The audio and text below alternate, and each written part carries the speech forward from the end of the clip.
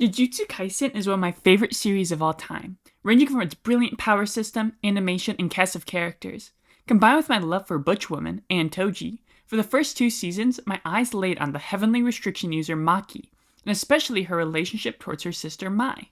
Now, with season 3 being produced and the masterpiece of episode 5 being out for quite some time, there's quite a stir of controversy about Maki and Mai's relationship.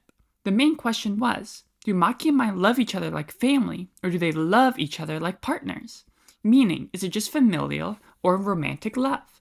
To start, let's first destroy the idea that sisters can't date, well, at least in the JJK world. Gege is no stranger to incest within the world. It is commonplace for clans to inbreed to keep their clan techniques pure. There's even a prominent figure in the sorcerer world with Mei Mei and Wee Wee who are actively related and together. The reason why incest is normalized within these clans is because of their traditional values. The big three are the figureheads of the Jujutsu world, and they prioritize tradition over anything, almost rejecting any new ideals or new sorcery techniques for that matter. Because of this, incest is still normalized and seen as a thing that can happen if it means making the clan stronger. It is not a taboo topic within the Jujutsu Kaisen sphere. Meaning to Maki and Mai, incest is possible between them, but also normalized. But just because something is possible, it's still insanely hard for love to bloom between two sisters, especially in a very sexist and hierarchical clan, right? Well, let's first look at the dynamic between Maki and Mai first started. The Zenin clan is one that is extremely gendered, with women almost seen as being a curse by being born. They almost have no chance to fight and are seen just to provide use to the men within the clan through cleaning, housework, cooking, and bearing their children to almost perfect degree, where any mistake is seen with great consequence. It makes it worse that the Zenin clan puts a high emphasis on technique and cursed energy, to such an extent that even the goat Toji was kicked out of the clan based on this traditional value. And so, when Ogi Zenin was supposed to be in line to be the clan head, gave birth to not just twins, but female twins, one with low cursed energy and the other with a heavenly restriction and little cursed energy to the point where she can't see curses, it was doomed before it even started. Maki is even labeled the failure of the Zenin clan, a besmirchment on the entire clan itself. They took away their father's chance to be head, and are seen as complete failures, and almost a debt to the family itself. The reason why Maki is seen as a failure isn't just because of her diminished cursed energy, but because she didn't let it stop her. Women are seen to be perfect and subservient within the clan, but Maki was anything but that. She felt disgusted with how things were and couldn't live with herself if she didn't do anything about it. Mainly with how they treated her weaker younger sister, Mai. Growing up, she coped with it by interacting with Mai, even promising her to always be with her and protect her, and to create a world where Mai wouldn't have to worry about fighting and not slave away to the men unjustly above them. It's even heavily inferred in certain scenes that there was high levels of abuse, and even sexual abuse within the family, leading the twins to bond onto each other as a coping mechanism and as a ground for safety. I mean, not even their own mother or father wanted to help them. They were just seen as an ultimate debt, and it was the twins' job to be perfect to try and repay them. Yet, if the only thing the twins cared about and depended on was each other, why would they even want to repay their debts and work for them? Well, in Mai's case, she saw that sitting down and doing what they could inside the clan to try and make their everyday life better was the obvious choice, because there was no risk of losing the only one she loved. As she puts it, they were even beneath the dirt within the clan, but they had each other, and that's all that mattered. Maki was different though, more rebellious, and even though she promised to Mai she would always be there, she would also rather die standing than live kneeling for a system that is bringing so much pain to her sister, her shining hope.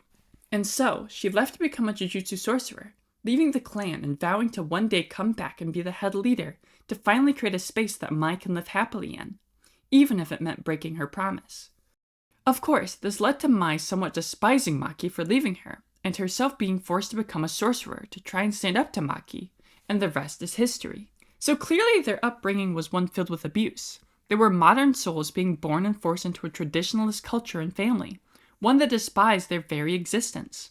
It would be foolish to think that the twins would not imprint on each other during this time. They became each other's goals, each other's reason for a living, safe place, happiness, a sole reminder that no matter what, there would always be one person that would love and care for them. The only family they had was each other. The only people they had was each other. It would make sense for the two to have a strong bond. But does this experience qualify for them to have more than a familial love with each other?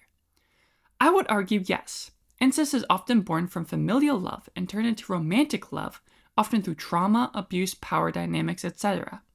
Imagine growing up with your entire family hating you, abusing you, except one person, the person you're allowed to express yourself with and grow with. If that other person was your entire reason of existence, where even the laws of sorcery see you as being two pieces of the same whole, there would be romantic feelings there. I do want to clarify though, they would not necessarily be good ones, and not equal either. Mai clearly held a lot more romantic feelings towards Maki than Maki towards Mai. Mai more than anything wished to be with Maki. She was willing to go through hell, even if it meant a life full of torture, just as long as she wasn't without Maki. Gege even states in an interview, very cheekily, that Mai's first crush was probably Maki. Seeing this strong person trying to defy this entire culture, a shining beacon in a terrible world that took care and protected you. However, Maki had her own goals. Even if they were surrounding Mai and making a world for her, I would say her romantic love was a lot less. She left Mai to succeed on her own, to make something of herself so she could revolutionize the clan. That's familial love. To let go of something and trust they come back stronger, to let them blossom on their own. Yet, even though Maki trusted Mai to grow, Mai didn't want to. Mai never wanted to grow, she just wanted to stay with Maki. That's it. That's where their first main split occurs, where Maki was to grow and fight, Mai wanted to settle. Two very different styles of love. Even when the two met back up with each other in season 1, it felt like Mai was talking to a bad ex, while Maki was trying to prove to her sister that she didn't need to be cared for, that she grew. I still think there's romantic feelings that Maki has towards Mai, but severely less, especially since their love would be more dominating and all-consuming, because it's built on trauma and coping. Yet, during JJK 0, she clearly had a thing for Yuta, so at least in the present day, her romantic love is severely decreased. This is also seen with Mai's more sultry attitude. Her hidden love for Maki is being expressed by being more flirtatious to the ones around her. And, in my personal opinion, when Mai mutters about her first love, she's clearly talking about Maki. There'd be no other reason to hide your first love with the only other person you've ever trusted. Season 3 is my glowing evidence, however, and is the reason why this question started to get asked anyways. It completely recontextualized how the audience and readers viewed their relationship. As Mai and Maki are laying down bloody next to each other after being murdered by their own father, looking into each other's eyes, Maki blacks out, about to die. Mai clearly kisses her in this scene. Some argue that it's CPR, some argue that there's not even contact, but with the bubble animation, it is clearly her kissing Maki and extracting all of her cursed energy from her body. One last kiss to her lover to get rid of her burden. The idea of this burden is very important, as Maki's burden is Mai, figuratively and literally. Because they are seen as the same person, Mai's cursed energy affects how Maki's own heavenly restriction is applied onto her own body. As long as Mai is alive, it would always inhibit Maki from fully utilizing her heavenly restriction. Ever since their first reunion, Mai knew this. It's not just a burden of cursed energy, though. Maki's entire goals revolved around the Zenin clan because of how they affected Mai. As long as she was alive, Maki would be neutered with the idea of creating a safe place for Mai. There's a key distinction here. Maki's goal isn't creating a safe place for her and Mai, it's for Mai. Imagine you found out that the one person you cared about would never reach their full potential because you weren't strong enough. Simply living was hindering them. It would be torturous, and it was for Mai. That's why she only asks of one thing of Maki when she leaves, to destroy it all. On the base level, this can be seen as revenge for everything the clan has done to Maki and Mai. But, deeper, I think it was Mai giving Maki a way to leave it all behind, to tie up loose ends, to kill her sister's abusers, and grow up stronger. And of course, Maki does just that. Ever since that moment, Maki lives for herself. That hole that her sister left, however, will forever linger. The twins' love was both romantical and familial, as incest is. It's the only thing that blends the two feelings. Romantic love is finding someone mentally and physically attractive, and wanting to be with them forever. And in a world of sexual and physical abuse by all the men around her, and Maki being this strong woman, and Mai being something worthy of protecting, romantical feelings blossomed. I don't know if these romantic feelings would have blossomed without the abuse and traditionalistic culture, though, and that's why I don't agree when people say there isn't love between the two sisters. Saying they weren't incestuous ignores the years of abuse Maki and Mai both went through. They needed a safe place and someone to reflect those feelings upon, which ended up being each other. I think the reason why people so adamantly disagree with them loving each other is because people view incest through a sexualized light, which to their detriment is right. Incest is highly sexualized through the porn genre, and when you say the word incest, you think of porn.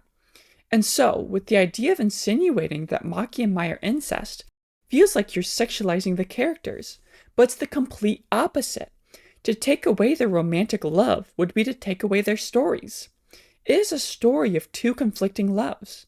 Maki's, who was a proactive love to make the world a better place for her lover, and Mai, who just wanted to be with her lover and was content with that. Their love is the reasons and goals of their story. They are alive because of each other. They fight because of their love and exist because of their love. It is a doomed Yuri through and through. Thank God Maki ends up in a good lesbian couple though, right?